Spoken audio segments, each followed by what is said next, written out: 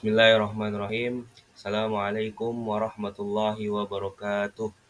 Alhamdulillahirabbil alamin wa bihi nasta'in ala umuri dunya waddin.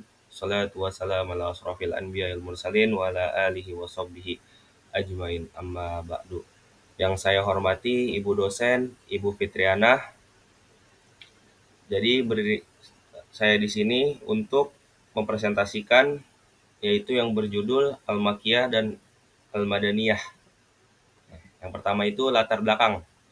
Jadi istilah Al-Makkiyah dan Al-Madaniyah ini berkaitan dengan dua periode dan lokasi turunnya ayat-ayat Al-Quran pada masa kenabian Nabi Muhammad SAW. Jadi istilah ini tuh berasal dari dua kota besar di Jazirah Arab, yaitu Mekah dan juga Madinah, yang pada saat itu menjadi pusat turunnya wahyu dalam dua fase sejarah. Nah, terus yang membedakan itu yang pertama, kalau yang Makkiyah yaitu periode awal Islam. Jadi Makkiyah itu merujuk pada awal ayat diturunkan di Mekah sebelum hijrah ke Madinah. Nah, terus yang kedua itu kondisi masyarakat. Jadi masyarakat Mekah pada saat itu tuh masih sangat primitif dan juga banyak yang menyembah berhala. Nah, terus yang ketiga tujuan dakwahnya.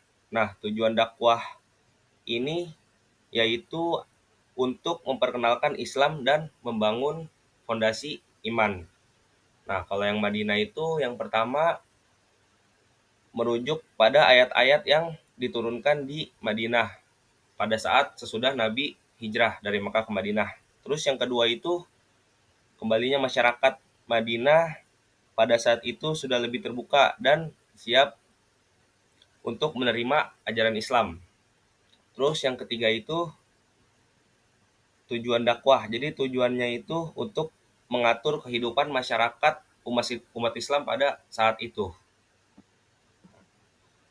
Yang selanjutnya pengertian Makkiyah dan Madaniyah. Nah, jadi Makkiyah itu pengertiannya adalah ayat atau surat Al-Quran yang diturunkan sebelum Nabi Muhammad hijrah ke Madinah. Terus Makkiyah ini juga berpendapat bahwa ayat Makkiyah adalah ayat yang turun di Mekah dan sekitarnya. Jadi walaupun bukan turun di Mekah, yaitu tetap disebut Makkiyah karena sebelum Nabi hijrah ke Madinah. Nah, kalau Madaniyah ini adalah ayat yang diturunkan setelah Nabi hijrah ke Madinah. Jadi walaupun ada yang menegaskan bahwa Madaniyah ini adalah ayat yang turun di Madinah dan sekitarnya. Secara istilah itu, Madaniyah berasal dari kata Madinah, dari kota Madinah, yaitu kota tempat turunnya sebagian besar ayat ini. Dan Madaniyah ini juga umumnya dianjurkan kepada masyarakat Madinah yang telah beriman dan berkaitan dengan aturan sosialnya yang ada di Madinah pada saat itu. Terus yang selanjutnya adalah ciri-ciri surah Makkiyah dan Madaniyah. Nah, ciri-cirinya kalau surah Makkiyah itu yang pertama, ayat dan suratnya itu pendek-pendek dan juga lebih ringkas dan juga bahasanya yang keras, puitis dan lebih menyentuh hati. Terus yang kedua itu sering diawali dengan kalimat seruan seperti ya ayuhan nas, wahai manusia, atau ya ayuhan nabi, ya bani Adam, yaitu wahai anak Adam. Bukan bukan dengan ya ayuhalladzina amanu. Kalau itu lebih ke Madinah. Terus yang ketiga itu Makkiyah ini mengandung ayat sajadah, yaitu ayat yang jika dibaca kita dianjurkan untuk melakukan sujud. Terus yang kedua itu Madaniyah. Jadi Madaniyah yang pertama itu ciri-cirinya mengandung ketentuan hukum seperti faraid atau hukum waris, had, hukuman, kisos, balas dendam, jihad, dan aturan sosial yang lainnya yang mengatur kehidupan umat Islam secara menyeluruh. Terus yang kedua itu berisi perintah, larangan, dan penjelasan hukum Islam yang lebih lengkap dibanding surat Makkiyah. termasuk pembahasannya tentang ibadah, muamalah, kekeluargaan, warisan, jihad, dan lain-lainnya. Nah, terus yang ketiga itu ciri-cirinya mengandung sindiran dan kritis kepada kaum kaum munafik serta urutannya tentang perilaku dan bahaya mereka bagi kaum muslim. Selanjutnya adalah relevansi ini pada studi tafsir. Nah, yang pertama itu memahami konteks ayat. Jadi dengan mengetahui apakah suatu ayat itu berasal dari Makkiyah atau Madaniyah itu, para mufasir dapat memahami latar belakang turunnya ayat tersebut, termasuk kondisi masyarakat, tantangan, dakwah, dan situasi politik pada saat itu. Nah, hal ini juga itu membantu menafsirkan ayat secara kontekstual dan menghindari kesalahan tafsir yang keluar dari konteks sejarah. Nah, yang kedua itu menyesuaikan metode penafsiran. Nah, jadi ayat Makkiyah ini cenderung berisi tema keimanan, tauhid, dan juga hari akhir dengan gaya bahasa pula yang puitis dan lebih pendek, sehingga penafsirannya itu lebih fokus pada aspek spiritual dan juga akidah. Nah, sedangkan ayat Madaniyah itu lebih banyak mengandung hukum sosial politik dan juga tata kelola umat Islam yang memerlukan pendekatan tafsir yang lebih normatif dan juga aplikatif. Nah, terus juga selanjutnya itu menganalisis makna ayat. Nah, jadi yang pertama itu makna ayat yang lebih akurat.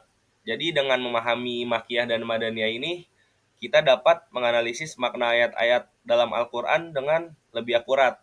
Nah, yang kedua itu menghindari kesalahan tafsir.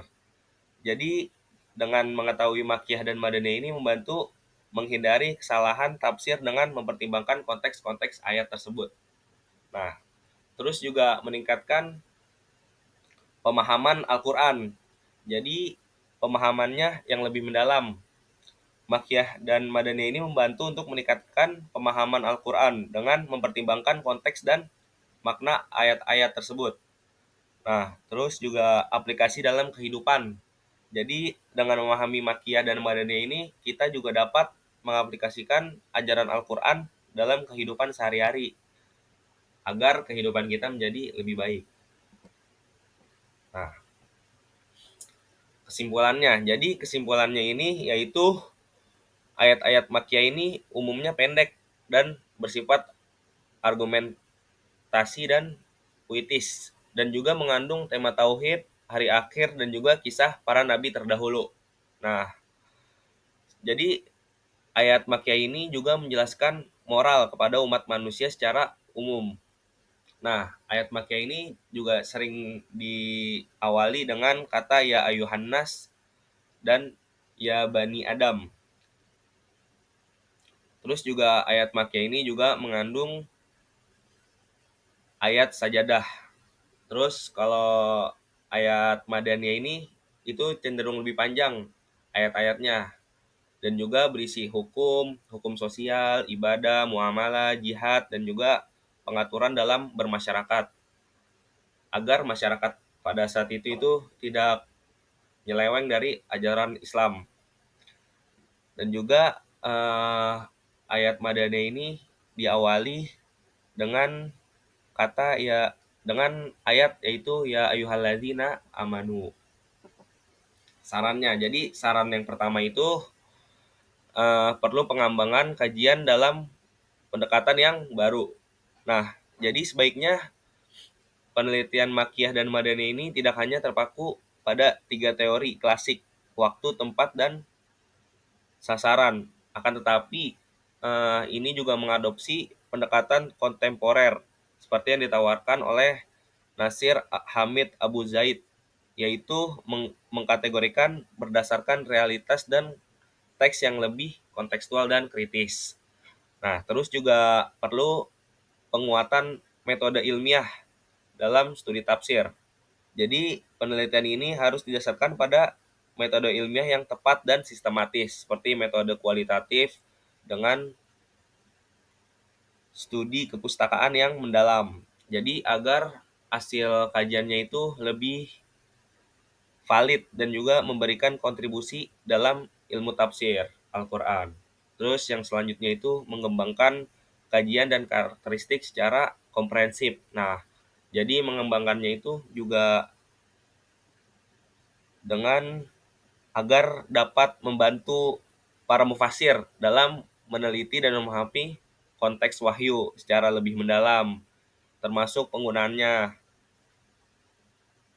termasuk pendekatan atma alma nakli, yaitu riwayat sahabat dan juga kias ijtihad, yaitu analisis karakteristik ayat. Nah, mungkin sekian dari saya. Apabila ada kata-kata yang salah itu datangnya dari saya. Apabila ada kata-kata yang benar itu datang dari Allah Subhanahu wa taala. Unsur maqala wa la tansur man qala. Assalamualaikum warahmatullahi taala wabarakatuh.